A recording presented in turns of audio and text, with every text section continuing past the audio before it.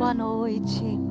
Que a graça e a paz do Senhor esteja com cada um. Quero convidar aqueles que estão nos assistindo nesse momento, se é agora ao vivo, ou se vai ser um outro dia que você vai estar nos assistindo. Queremos agora estar cultuando ao nosso Deus. Queremos estar reunidos com o mesmo propósito. E eu quero te convidar a se sentar na sua casa, se colocar agora como altar de adoração ao Senhor, para prestarmos louvores a Ele, dizer o quanto estamos alegres, o quanto estamos felizes, porque Ele reina na nossa vida, porque se estamos aqui, é pela soberania dEle nas nossas vidas, que tem nos mantido a cada dia. Quero te convidar a orar, se possível feche os seus olhos e fale com Ele nesse instante. Pai querido, queremos te adorar, queremos te alegrar através das nossas vidas. Queremos te agradecer, Pai Santo, pelo teu amor, pelo teu zelo, pela tua fidelidade conosco. Nos colocamos nesse instante, Senhor, agora na tua presença, agora como igreja, um pouquinho reunidos aqui, alguns reunidos nos seus lares, mas acima de tudo, como tua igreja. Queremos te agradecer, Senhor, pelo privilégio de estarmos aqui, de sermos povo escolhido, de sermos povo eleito e termos o privilégio de te adorar. Recebe neste momento, Senhor, nossa adoração, que cada cântico, que cada toque do instrumento, que cada palavra ministrada, Senhor, seja instruído pelo teu Espírito. Venha renovar em nós, Senhor, a cada dia essa alegria e esse desejo e esse contentamento de estar na tua presença. Toma, Senhor, nas tuas mãos as nossas vidas sempre e recebe nossa adoração e o nosso louvor em nome de Jesus. Amém. Vamos adorar ao Senhor. Glória a Deus.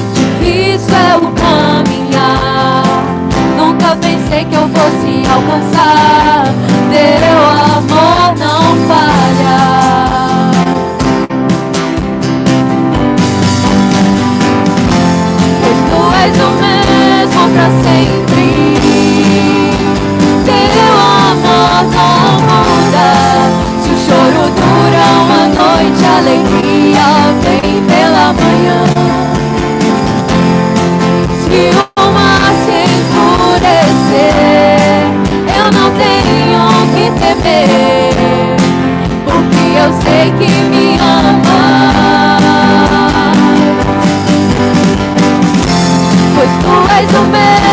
pra sempre.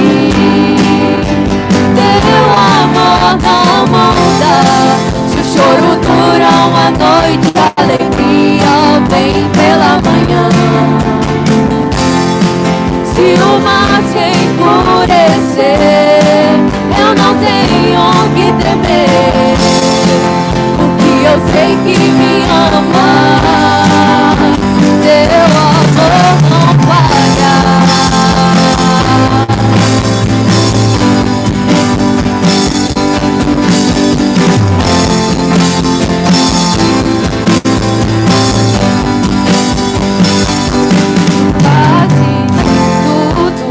Que opere para o meu bem. Tu fazes tudo que opere para o meu bem.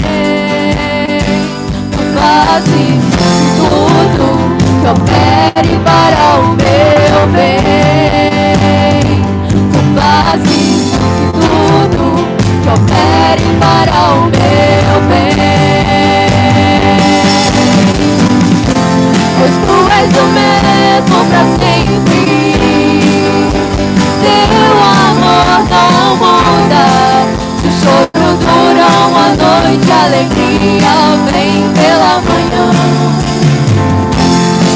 Se o mar se enfurecer, eu não tenho que temer, porque eu sei que me amas. Teu amor não falha.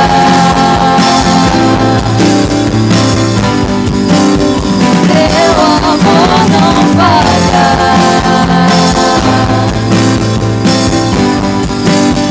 Teu amor não falha.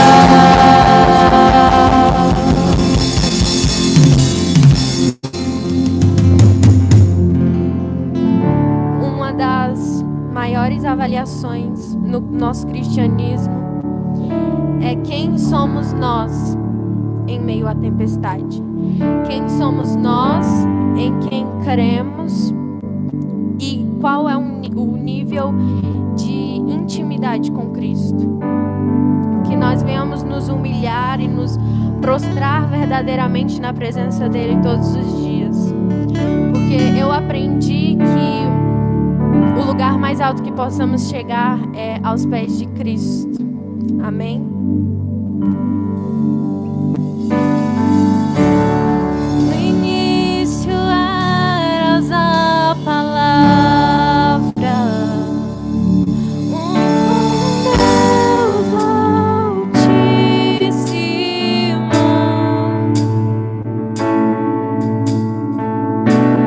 O mistério de tua glória, Cristo em ti se revelou. Oh, quão lindo esse nome é!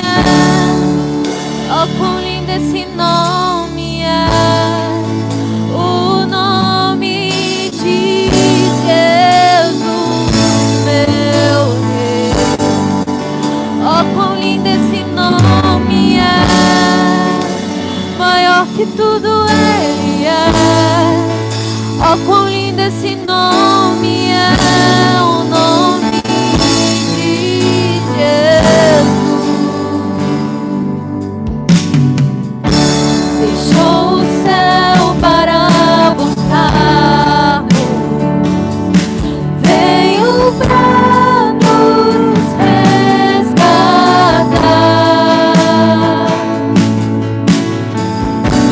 Amor maior que o meu pecado,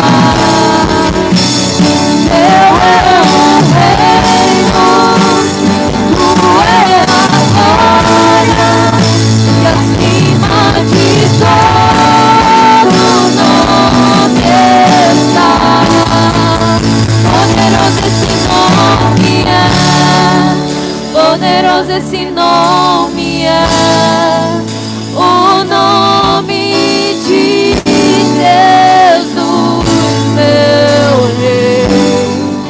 Poderoso esse nome é, mais forte que tudo é. Poderoso esse nome é, o nome de Jesus é invencível, inigualável,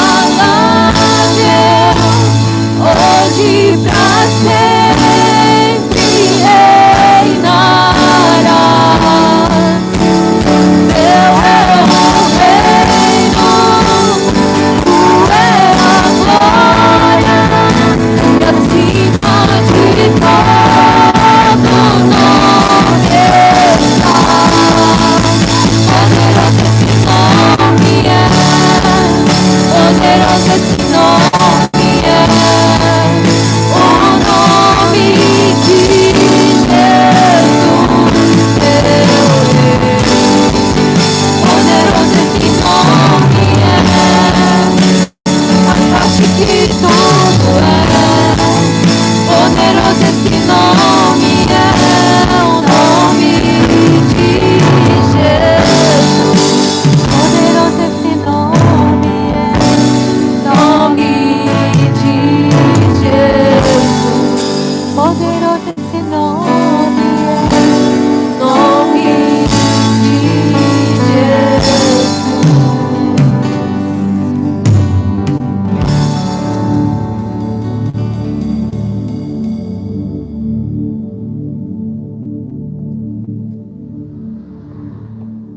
Saúdo a todos na graça, na paz do nosso Senhor Jesus Cristo.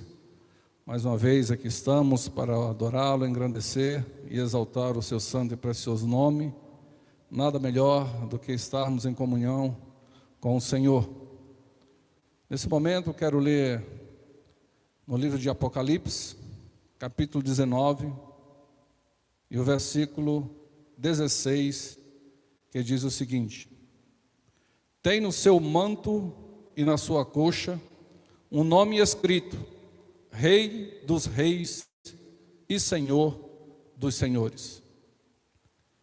Aqui fala a respeito da vinda gloriosa do Senhor Jesus, montado num cavalo branco, e ele vem para vencer, vem com poder, com autoridade, com seus santos anjos, para dar vitória à sua igreja, para dar fim a todo este mal que tem assolado a toda a humanidade.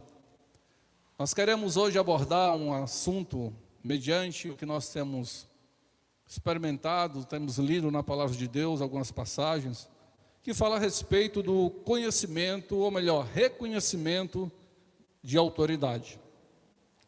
Então, como nós lemos, Jesus aqui é dito como Rei dos Reis e Senhor dos Senhores. Então não há outro rei acima do nosso Senhor Jesus, como também não há outro Senhor senão o nosso Deus, tanto sobre os céus como também sobre a terra. Jesus, antes de ser assunto aos céus, disse: toda autoridade me foi dada no céu e na terra. Então, quando ele venceu o pecado, quando ele venceu o inimigo, ele venceu a morte. Então ele pôde declarar que tudo estava debaixo do seu domínio. E ele enfatiza isso aos discípulos dizendo: toda autoridade me foi dada, tanto nos céus como na terra.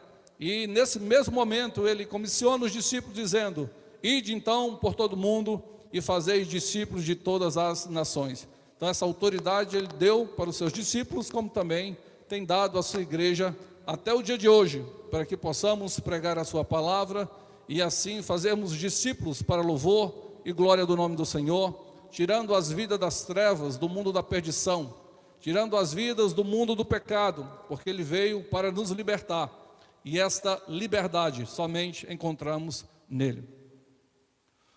O poder da autoridade na vida civil e o poder da autoridade na vida religiosa. Quero abordar um pouco sobre esses dois pontos. A autoridade na vida civil, ela vem através de concursos. Então nós vemos aí, temos concursos públicos como para policiais, temos concurso para juízes, para delegados e outros mais, que essas pessoas são imbuídas através do cargo que eles assumem.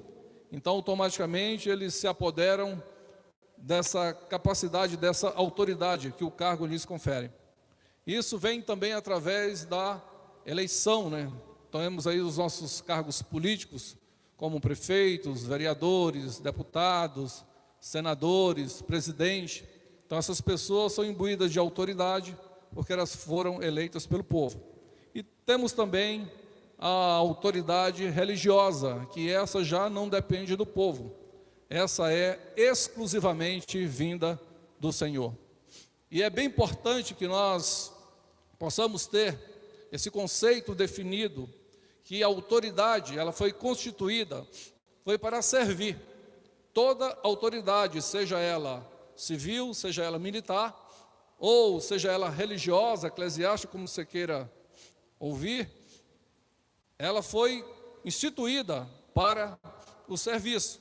É bem verdade que muitos não têm ainda esse entendimento. Muitos procuram se imbuir dessa autoridade, procuram ser alguma pessoa, ter um nome, ter uma certa posição social, e se esquece que a autoridade, de fato, dada por Deus, é para o serviço. Então não existe maior autoridade do que o Senhor Jesus. E Ele mesmo disse, o Filho do Homem veio para servir e não para ser servido.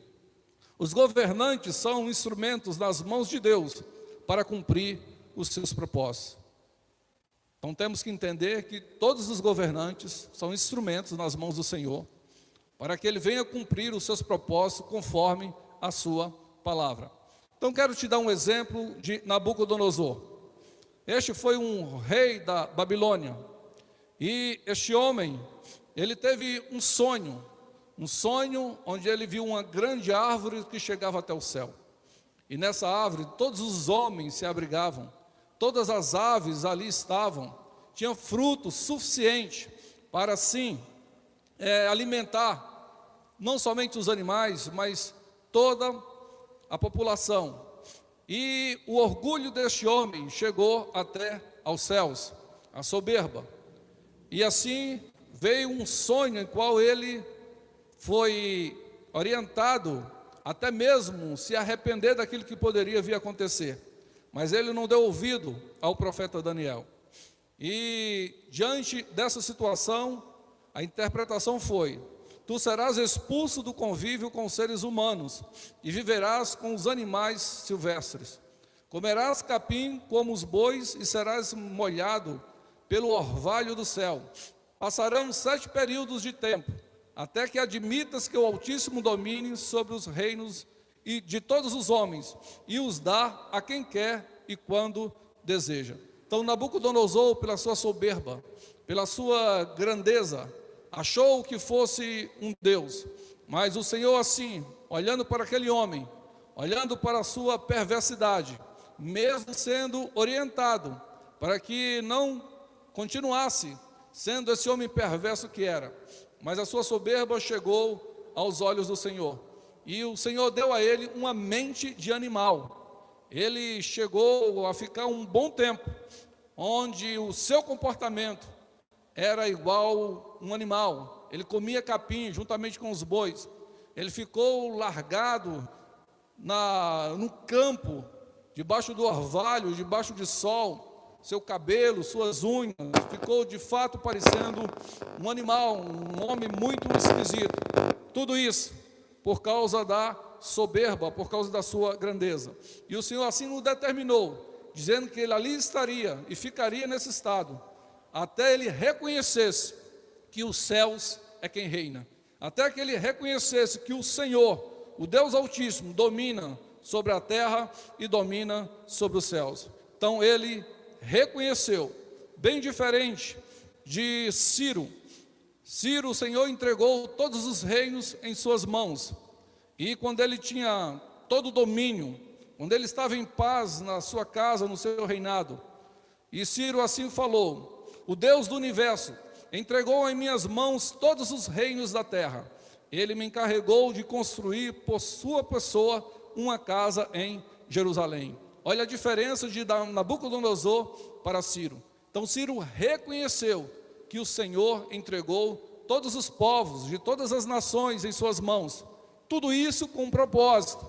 E o Senhor coloca no seu coração o desejo assim do próprio Deus, conforme foi falado ao profeta Jeremias. E ele liberou não somente os cativos de Judá, mas liberou também o ouro, prata, deu autorização para que os judeus pudessem voltar a Jerusalém e começar a construir o templo do Senhor.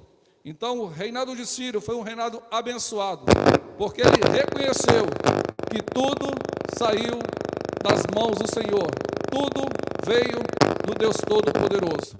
E assim, Deus certamente pedirá conta dos atos das autoridades constituídas. Então, todos os homens que estão debaixo de autoridade ou assumem autoridade sobre outros, certamente elas prestarão contas diante do Senhor, seja ela civil, seja ela religiosa. Olha o que a palavra que o Senhor deu para Abraão: a tua posteridade será peregrina em terra alheia, e serás reduzida à escravidão, e será afligida por 400 anos. Eu julgarei e castigarei a nação que a fizer sujeitar-se à escravidão. Então o Senhor deu uma palavra, uma promessa para Abraão, que o seu povo, os hebreus, ficaria no Egito durante 400 anos. E ali eles seriam maltratados, mas o Senhor disse que julgaria aquela nação por maltratar aquele povo, por abusar do seu poder e da sua autoridade. Assim também aconteceu com os babilônicos, quando eles foram cativos e ali estavam durante 70 anos. A palavra veio a Jeremias dizendo que o Senhor iria castigar a Babilônia, que iria castigar Nabucodonosor e todos os seus príncipes, todos os seus reis, porque eles assim fizeram algo maligno diante dos olhos do Senhor. Eles maltrataram os judeus, eles foram além daquilo que Deus tinha determinado. E o Senhor assim liberou essa profecia, dizendo que faria da Babilônia uma desolação, porque o tratamento deles para com os judeus foi desproporcional. Então o Senhor é justo. Então mesmo nas nossas leis civis, quando se é colocado, quando se é feito algo desproporcional a uma pessoa em relação ao que ela tem feito, então nós acabamos pagando por isso. Então assim foi o tratamento da Babilônia para com os judeus, um tratamento desproporcional. Por isso que o Senhor trouxe essa sentença para o povo da Babilônia. Os feitos dos líderes podem e devem ser questionados, seja ele civil ou religioso. Então não é porque a pessoa está imbuída de autoridade, não é porque ela tem o poder de mandar ou desmandar, que ela não pode ser questionada. Então, os feitos dos cabeças, os feitos dos grandiosos, sim, eles têm que ser analisados e eles têm que ser questionados. Nós vemos isso em 1 Samuel, no capítulo 14, onde Saul estava num campo de batalha contra os filisteus. E ele deu uma ordem para que ninguém comesse alguma coisa enquanto não vencesse a batalha. E seu filho Jonatas, mesmo sem saber desse propósito ou esse voto que ele tinha feito, Jonas comeu um pouco de mel e ficou mais fortalecido. E lançaram a sorte entre eles para saber em quem estava a culpa, porque eles estavam perdendo aquela batalha. E a sorte caiu sobre Jonas. E Saul estava disposto a matar o seu próprio filho, conforme ele tinha se falado. Mas os soldados, os príncipes, todo o povo que ali estava, eles falaram para Saul que jamais Jonatas poderia ser executado, poderia ser morto, porque ele iniciou a batalha e ele deu vitória ao seu povo. E o povo defendeu a Jonatas naquele momento. Então o povo reunido fez com que o rei Saul, que é o próprio pai de Jonatas, pudesse voltar atrás. Então nós vemos a interferência do povo em relação à atitude, o questionamento de um líder que ia fazer de certa forma uma loucura, mas o povo interviu e assim foi evitado. A Bíblia diz também que Paulo foi preso. Paulo era um cidadão romano e ali depois de ser castigado, de ser maltratado, foi lançado numa prisão. Depois chegou a ordem dos magistrados para que assim ele fosse solto daquela prisão. E ele disse: olha, me prenderam sem motivo, me prenderam sem saber quem eu sou um cidadão romano e eu exijo que esses que me prenderam, que mandaram me colocar num cárcere, que eles mesmos venham aqui a me tirar. Então ele questionou a autoridade naquele momento, porque ele estava debaixo de leis, ele tinha também os seus direitos, e eles foram lá e pediram desculpa a Paulo, porque não sabia que ele era um cidadão romano. Então Paulo não ficou calado diante dos seus direitos.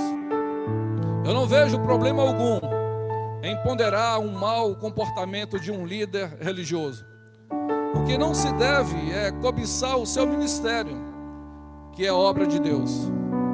Então nós vemos que em Gálatas 2,14, quando Pedro tem uma atitude não de cristão, ele é repreendido pelo apóstolo Paulo. Ele estava no meio de gentios e quando os judeus se aproximaram daquele lugar, ele quis sair daquele convívio e ali ele foi duramente repreendido pelo apóstolo, que disse: assim que percebi que não estavam se portando de acordo com a verdade do evangelho, repreendi a Pedro diante de todos. Então, todo cristão tem somente não o direito, mas o dever de poder zelar pela obra de Deus, de poder cuidar uns dos outros. Então, não devemos ser soberbos para não aceitarmos uma disciplina, um alerta, um direcionamento de um irmão, porque nem sempre vamos estar certos das nossas atitudes. Podemos errar, somos homens. Então não há problema algum de nós sermos repreendidos ou orientados ou advertidos por alguma coisa que venhamos a fazer de errado.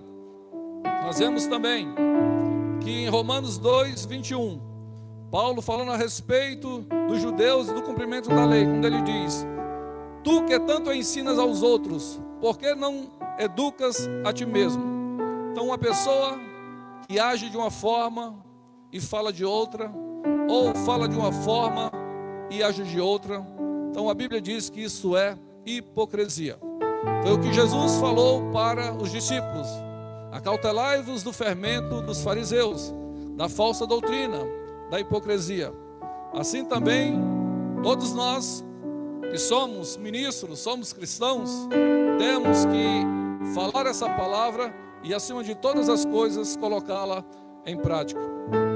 Números 12:2 diz uma situação em que Miriam e Arão, eles murmuraram contra Moisés. Um argumento porque Moisés tomou uma mulher cuxita, uma mulher etíope, para se casar com ela. E diante daquela situação, Miriam, juntamente com Arão, faz um questionamento para Moisés e diz: falou porventura Yahvé somente a Moisés? Não falou igualmente a nós? E Yahvé ouviu tudo isso. Então eles tomaram como um pretexto a atitude de Moisés ter tomado essa mulher cuxita. Mas na verdade, o problema não era esse. O problema que passou no coração deles foi exatamente o cargo de Moisés. Por isso que os argumentos não são suficientes. Quando ele diz: olha, porventura o Senhor falou somente a Moisés, também não falou a nós. Então aí tanto Arão como Miriam já colocou algo espiritual. Já estava questionando o ministério de Moisés, a posição que o Senhor assim o tinha constituído. E teve como pretexto a mulher cuxita. Mas o Senhor fala para Moisés que se reunisse na porta da tenda, juntamente com Miriam e Arão. E ali o Senhor falou duramente. Falou: olha, se existe profeta entre vocês, eu falo através de sonhos, eu falo através de visões. Mas com o meu servo Moisés, eu falo face a face. E a partir daquele momento, Miriam ficou leprosa, porque o seu questionamento era a autoridade de Moisés que o Senhor assim o tinha dado. Então nós vemos uma outra situação em que Coré, que assumiu essa rebelião, juntamente com Datã e Abirão, mais 250 líderes, homens, príncipes, homens que tinham certa liderança, e eles murmuraram contra Moisés. Chegando até Moisés, falaram: basta, toda a comunidade e todos os seus membros são consagrados, e o Senhor está no meio deles. Por que vos exaltais acima da assembleia de Yahvé? Então aqui mais uma vez, tanto Coré como seus liderados não estavam simplesmente questionando alguma situação, mas a posição de liderança que Moisés assumia, e essa posição foi dada por Deus. Então aquilo que vem de Deus, nós não podemos questionar. Algumas atitudes sim, mas as decisões do Senhor, elas têm que ser acatadas, elas não podem ser argumentadas, porque Deus escolhe a quem quer e faz da sua maneira, faz do seu jeito. Então fica uma lição para nós, porque o próprio Senhor chama a atenção desses homens, e assim o castigo que eles receberam foi terrível, algo que ainda não tinha acontecido sobre a face da terra, onde a terra se abre, engole, todas aquelas pessoas foram sepultadas vivas com um grito de desespero, porque questionaram a autoridade de Deus na vida do seu servo Moisés.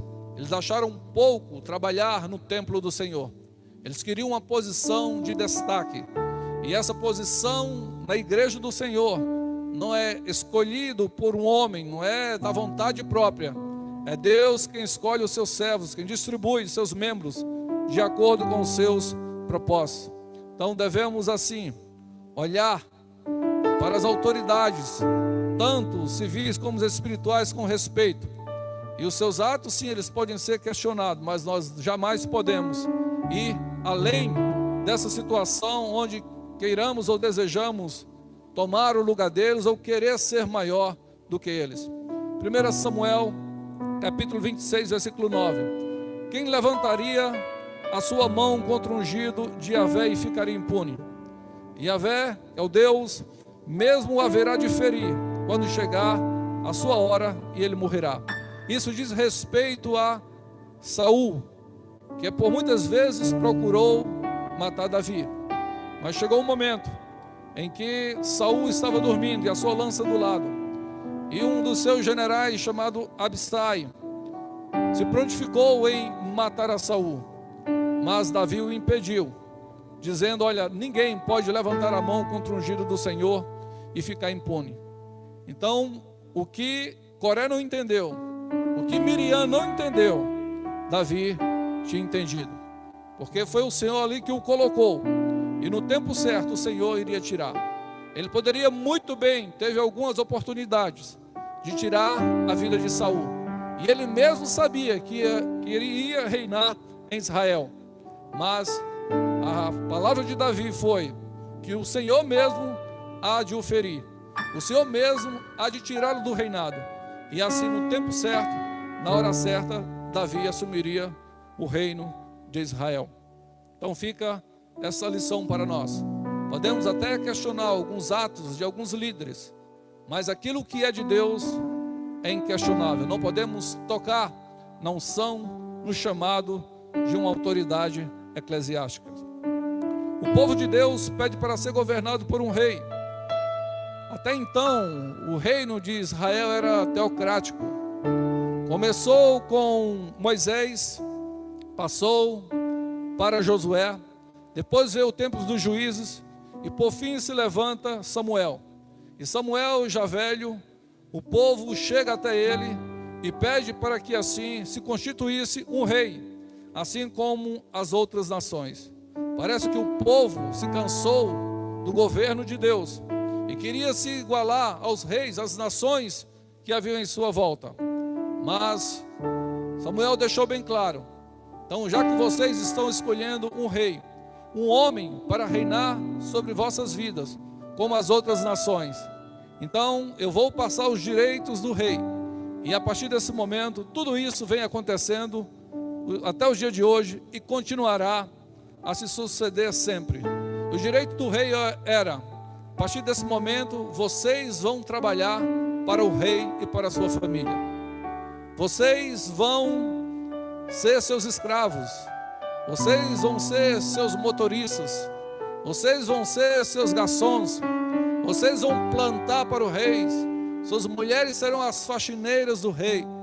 E foi colocado normas para que assim o rei fosse servido como eles desejavam, conforme as outras nações.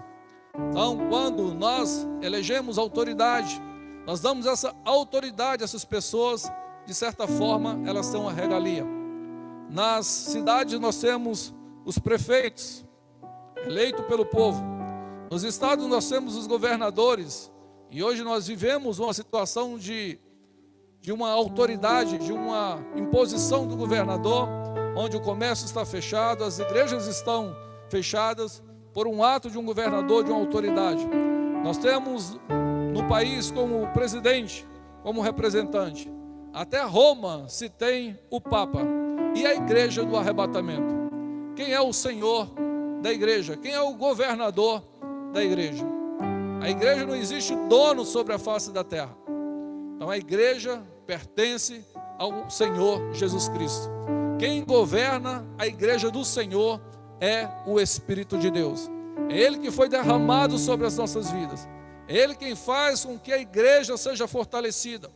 É Ele quem faz com que venhamos a crer e a permanecer nessa fé. Porque somos templo do Senhor. Somos a igreja do Senhor. E é Ele, somente Ele, que tem que governar o seu povo. Então não é o prefeito, não é o governador, nem é o presidente. Quem vai governar a igreja do Senhor são aqueles que Deus levantou. É o povo todo que tem o seu espírito, o povo que está atento à sua palavra, que anda em obediência. Então, nesse ponto, nenhuma autoridade civil tem o poder de intervir ou de impedir esse governo do Senhor nas nossas vidas. Ainda que a sua mão, ainda que a sua força venha intervir nas coisas físicas, mas no nosso coração ninguém pode tocar. A força da igreja ou de uma nação está na unidade do seu povo.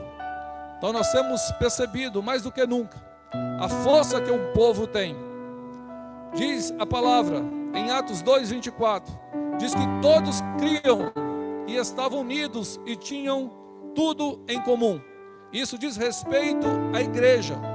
As pessoas iam se convertendo e eles ali estavam unidos, tudo era comum a eles. E diz que a igreja crescia e se fortalecia, porque o povo andava na unidade do Espírito Santo.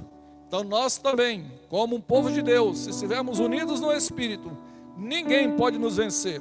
Ainda que as portas físicas das igrejas não venham ser fechadas, mas as portas dos nossos corações sempre estarão abertas para adorarmos, engrandecermos e exaltarmos o Todo-Poderoso. Nós vemos também o poder da unidade, quando Nimrod, ali em Gênesis capítulo 11, quando ele resolve criar uma torre, e essa torre chamada de Babel, diz que a sua intenção é que essa torre chegasse até os céus. A ordem foi dada aos homens para que se multiplicassem e se espalhassem por toda a terra. Mas Nimrod simplesmente quis congregar o povo num lugar só. E eles começaram a construir essa torre. E olha o que Deus diz: eis que a humanidade se constitui em um só povo, e falam todos a mesma língua. Em breve nada poderá impedi-los de realizar o que quiserem. Então, quando o povo está unido, fala a mesma linguagem, tem o mesmo pensamento, tem o mesmo ideal, não tem fim para os feitos deste povo ou dessa população. Então, o poder da unidade, que pode assim tanto realizar o bem, como também realizar o mal. E como a palavra do Senhor, ela é soberana e não pode voltar vazia, foi naquele momento que ele deu variedade de línguas, e as pessoas, todo aquele povo que ali estava reunido, não se entendiam mais. E ali começou uma grande confusão, e eles tiveram que se espalhar por toda a face da terra, conforme estava escrito. Então, olha o poder do povo unido. Os fariseus, os representantes do governo religioso, do Sinédrio, eles fizeram um acordo para prender a Jesus, por meio da traição, e matá-lo. Mas a recomendação deles, segundo o relato bíblico, que diz que, olha, devemos fazer isso, mas não durante a festa, para que não ocorra grande alvoroço entre o povo. Então não existe uma força maior do que o povo reunido. Até as autoridades, sejam elas civis, sejam elas militares, quando o povo se reúne, tem um poder para mudar, tem um poder para reter. E é isso que nós devemos entender, mais do que nunca, para que possamos, como igreja do Senhor, estarmos unidos e realizarmos essa grande obra. Então as pessoas têm que temer o Deus que está na minha vida, o Deus que está na sua vida, o Senhor que governa essa igreja, um povo unido no Senhor, no seu Espírito, para assim realizar os seus propósitos sobre a face dessa terra. Temos um congresso que representa e trabalha a favor do povo brasileiro. O que você acha disso? Acha que de fato temos um congresso que trabalha e que representa o seu povo? Quero falar um pouco de autoridade. Romanos 13, versículo 1. Muitos tomam esse texto como autoridade e, de certa forma, faz uma distorção, até um abuso no meio do povo cristão. Diz: todos devem sujeitar-se às autoridades superiores. Ok, então todos nós devemos se sujeitar às autoridades superiores, porque nenhuma autoridade existe se não for por ordenância do Senhor. Mas olha o propósito a qual o Senhor estabeleceu essas autoridades. Conforme eu falei, na nossa cultura, no nosso Brasil, nós temos um entendimento de que quanto mais autoridade eu for, mais poder eu terei, mais influência terei, mais condições terei, e certamente isso vai me trazer benefícios. Mas o que diz a palavra, Romanos capítulo 13, versículo 1, 2 e 3. As autoridades são agentes da justiça para punir quem pratica o mal. Então, as autoridades foram criadas pelo Senhor, deveriam ser agentes de justiça para punir quem faz coisas erradas. Infelizmente, nós não temos visto essa realidade acontecer na nossa nação. Temos visto muitas autoridades, em vez de fazer justiça para punir aqueles que cometem crime, aqueles que roubam, aqueles que defraudam, aqueles que usurpam. Infelizmente, temos algumas autoridades na nossa nação que têm agido erradamente, têm usado o seu poder, têm usado a sua força para se beneficiar. Ao invés de ser agente de justiça para punir o mal, tem sido agente de injustiça para beneficiar os ímpios, beneficiar aqueles que andam e fazem coisas erradas. E isso para nós é uma vergonha. As autoridades estão a serviço de Deus, diz a palavra. Então elas não estão para fazer aquilo que lhe apraz, aquilo que é da sua vontade e do seu querer. A Bíblia diz claramente no versículo 6 do capítulo 13 de Romanos, que as autoridades estão a serviço de Deus, e seu trabalho é zelar continuamente pela sociedade. Então o trabalho das autoridades sejam elas civis, militares e religiosas, é trabalhar e zelar em favor do povo, em favor da sociedade. Mas infelizmente, o nosso conceito é distorcido. Todo mundo, quando cresce, pensa em ser alguma coisa, em ter alguma coisa, para que a sua vida seja suprida, seja cheia de benefícios, e não para servir. Então, as verdadeiras autoridades, elas foram constituídas pelo Senhor para cuidar, para zelar do povo, para zelar da sociedade. Infelizmente, não temos visto isso. O que vemos é partidos políticos, um partidarismo tremendo no nosso meio, onde cada um levanta a sua ideia, seus pensamentos, tem os seus ideais, se pensam em grupos separados e não num todo. Então, um bom momento de nós, como povo brasileiro, de rever essa situação a qual estamos vivendo e ensinar o que é ser uma autoridade de verdade. Então, eles foram colocados, eleitos pelo povo, para representar o povo e fazer o que é o melhor para o povo. Mas, infelizmente, quando assume essa posição, esquece do povo e olha mais para si mesmo. Como os olhos do povo brasileiro estão se abrindo para enxergar melhor e saber quem são os nossos governantes, assim também espero que a igreja conheça o coração dos seus pastores. Então vivemos um momento histórico, onde o povo está vendo quem é quem. O povo tem o acesso às redes sociais, tem o acesso a tudo aquilo que se faz, ou quase tudo, no meio do Congresso, da política, as decisões tomadas. E o povo está ciente, o povo está vendo quem é quem.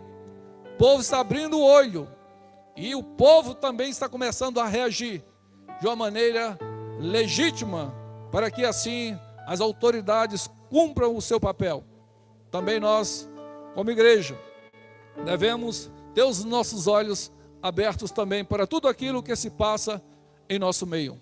Então as autoridades, sejam elas civis ou eclesiásticas, elas foram colocadas para o serviço. Então, povo de Deus, vamos abrir os nossos olhos. Chega desse tempo de ignorância. É um momento em que nós temos que olhar para a palavra, buscar a orientação de Deus, para termos a direção e o governo tão somente do Espírito Santo, e não estarmos na mão de pessoas com um ideal diferente, com a doutrina distorcida. O governo que tem que reinar dentro de nós é a pessoa do Senhor Jesus. Até que ponto os servos de Deus devem sujeitar-se às autoridades constituídas? Até que ponto você tem que se sujeitar a determinados tipos de autoridades? Quero te passar algumas situações que aconteceram na Bíblia. A exemplo de Sadraque, Mesaque e Abidnego, onde o rei colocou um decreto, onde ele mandou fazer uma estátua grande, uma estátua de ouro, e deu ordem para que todas as pessoas se prostrassem diante dela, para adorar aquela estátua. Era um decreto do rei, mas esses 3 judeus, eles não obedeceram o decreto do rei, e assim ele foi chamado pelo rei e questionado: é mesmo verdade que não cultuais a meus deuses, nem adorais a estátua de ouro que edifiquei? Sim, rei, é verdade. Nós não vamos cumprir o seu decreto. Nós não vamos adorar o seu rei, a sua estátua, porque nós temos uma palavra do nosso Deus. E ela disse que não devemos nos prostrar diante de ídolos feitos por mãos humanas. Não devemos ter um outro Deus, senão o único Senhor. E aqueles homens foram ameaçados de morte, foram lançados na fornalha, mas o Senhor os livrou. Mas ele foi contra o decreto do rei, porque estava contra a palavra de Deus. Nós vemos também um outro seu contemporâneo, chamado Daniel, em que foi colocado um decreto, onde durante 30 dias, nenhum homem daquele lugar poderia fazer alguma petição a um outro Deus, senão ao rei. Mas Daniel ouviu falar do decreto e nada mudou na sua vida. Ele foi até a sua casa, entrou no seu quarto, fechou a sua porta e começou a orar ao Senhor, como ele costumava fazer, 3 vezes durante o dia. Diz que ele se ajoelhou-se, se humilhou-se diante do Senhor, rogou a Deus e deu graças. Então nada impediu de Daniel adorar ao Senhor. Durante 30 dias foi dado aquele decreto para que fosse interrompida a sua comunhão com Deus. Mas ele não obedeceu o decreto do homem, mas obedeceu o decreto do Senhor, que é a sua palavra. Então o rei, de certa forma, através dos seus servos, queria calar a boca de Daniel, mas Daniel não se deixou levar, foi de contra o decreto e adorou ao Senhor Deus Todo-Poderoso. Jesus disse: as minhas ovelhas ouvem a minha voz, e eu as conheço, elas me seguem, elas nunca perecerão, tampouco ninguém as poderá arrancar da minha mão. Ainda que venham decretos, ainda que venham ordens para que não venhamos adorar o Senhor, ou não possamos nos reunir como um grupo de pessoas, mesmo que essa separação ela é legítima agora, não é algo contra a igreja direto, mas um problema generalizado, onde abrange toda a população. Mas nós vemos que os verdadeiros adoradores, eles não deixam de adorar, ainda que seja em casa. A palavra diz que ninguém pode arrancar a presença de Deus do nosso coração. Por isso que Paulo diz: quem nos separará do amor de Cristo? Será a tribulação, a ansiedade, ou a perseguição, ou a fome, ou a nudez, ou o perigo, ou a espada? Estou certo de que nem a morte, nem a vida, nem anjos, nem demônios, nem o presente, nem o futuro, nem quaisquer poderes, nem altura ou profundidade, nem qualquer outra criatura nos afastar do amor de Deus que está em Cristo Jesus. Então Paulo deixa claro que ninguém pode nos separar deste amor, ainda que haja ordenâncias, ainda que haja distanciamento, mas o Senhor se faz presente na nossa vida, e basta apenas uma palavra, é o suficiente, para que assim o nosso coração venha a ser renovado, venha a ser revigorado pela presença do Senhor. Esdras estava construindo o templo ali em Jerusalém, quando Ciro assim o liberou, para que se cumprisse a palavra do Senhor, conforme disse anteriormente. E eles foram duramente coagidos a parar aquela construção. Havia uma ordem, um decreto, para que eles nada fizessem. Mas através da palavra do profeta Ageu e Zacarias, que falou para o povo que não temesse, que o Senhor estava com eles, eles se levantaram contra o decreto do rei e começaram a construir o templo do Senhor. E diz que os profetas estavam com eles ali, encorajando e trabalhando na obra. Mais uma vez, os servos de Deus quebraram o decreto, porque houve uma palavra, houve uma orientação do Senhor para que a obra pudesse continuar. E assim ela vai continuar até o fim. Prenderam os apóstolos. E ali na prisão apareceu um anjo e disse: ide, apresentai-vos no templo e anunciai às multidões todas as palavras da salvação. Então, irmãos, quando Deus quer operar, ninguém pode impedir. Deus tem 1001 maneiras de fazer com que a sua igreja avance, de fazer com que os seus propósitos venham ser cumpridos, porque Ele é o Senhor de todas as coisas. Que poder o Estado exerceu sobre a vida de Jesus? Mateus 21, versículo 23 diz: quando Jesus estava ali no templo, começando a ensinar, chegaram as autoridades e falaram para ele: com que autoridade fazes essas coisas aqui? E quem te deu essa autoridade? Jesus continuou ensinando a palavra no templo. Diz que os judeus, os fariseus, os saduceus procuravam prendê-lo, mas ninguém lhe pôs a mão, pois ainda não era chegada a sua hora. Então o poder dos governantes não tinha essa influência toda que eles achavam que tinha, mas somente na hora certa, para que se cumprisse a palavra de Deus. Diz que os religiosos, o Sinédrio, mandaram prender a Jesus, e foram alguns soldados para prender ao Senhor. E diz que quando eles se aproximam de Jesus, eles estavam sentados e reunidos com um grupo ensinando. E aqueles soldados chegaram e começaram a ouvir a palavra de Jesus, os seus ensinamentos, a sua doutrina. E eles voltaram. Quando chegaram diante daquelas autoridades, eles perguntaram: cadê o homem? Vocês não trouxeram? Ele: não, nunca ninguém já ouvimos falar como aquele homem. Impossível prender aquele homem. Então, porque não era chegado a sua hora. Nós vemos quando Pilatos questiona Jesus e ele fica em silêncio. E Pilatos diz: não sabes que eu tenho autoridade para te libertar e poder para te crucificar? Simplesmente Jesus lhes respondeu: não teria qualquer poder sobre mim, se não te fosse dado de cima. Então, simplesmente, Jesus sabia até onde ele iria resistir, até onde ele iria se entregar, para que a palavra de Deus viesse a ser cumprida. Então, poder nenhum de homem está acima do poder do nosso Deus. Mas ele se humilhou, tomou a forma de homem, para que pudesse vir a ser crucificado. Então, a autoridade do Estado limita-se à vontade permissiva de Deus. Então, todo o poder que existe entre os governantes, os presidentes, as autoridades militares, está dentro da permissão do Senhor. Quando Pedro, juntamente com João, foram presos, e eles foram persuadidos a não pregar mais o Evangelho, eles fizeram uma pergunta para aqueles homens, dizendo: julgai vós mesmo, se é justo diante de Deus, obedecer ante a vós ou a Deus. Então o Senhor acima de todas as coisas. Então o Senhor permite algumas coisas acontecerem para nos ensinar. Herodes diz que prendeu alguns dos discípulos, alguns judeus. Isso agradava o povo. E ele chegou a matar a Tiago a espada. E o povo aplaudiu, o povo gostou. Mas a palavra diz também que ele tomou a Pedro e colocou a Pedro na prisão, com o intuito de matá-lo também logo em seguida. Mas apareceu um anjo e foi até aquela cadeia e libertou a Pedro da prisão.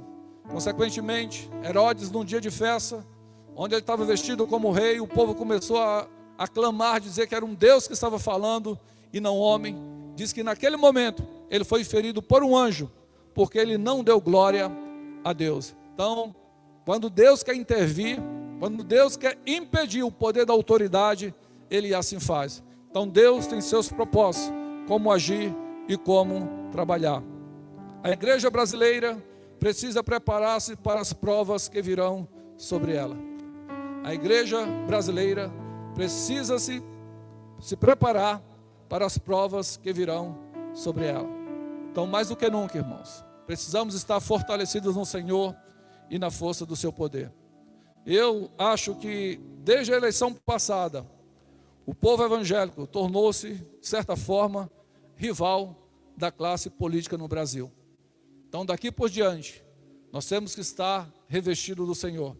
Temos que estar em comunhão com Deus, olhar a sua direção, a sua orientação, para que possamos cumprir o seu propósito. Devemos estar preparados para toda e qualquer situação. Apocalipse 13:10 diz: se alguém tem de ir para o cativeiro, certamente para o cativeiro irá. E se alguém matar a espada, é necessário que pela espada seja morto. Aqui estão a perseverança e a lealdade dos santos. Então temos que estar no centro da vontade de Deus e preparados para não negarmos o nome do Senhor em qualquer momento. O que nós temos passado ainda não é nada diante daquilo que virá, conforme a Escritura assim diz. Mas devemos estar firmados no Senhor, nessa rocha, para que em momento algum venhamos a negar o Senhor. Como eu tenho falado, se a trombeta não emitir um som claro e correto, quem se preparará para a batalha?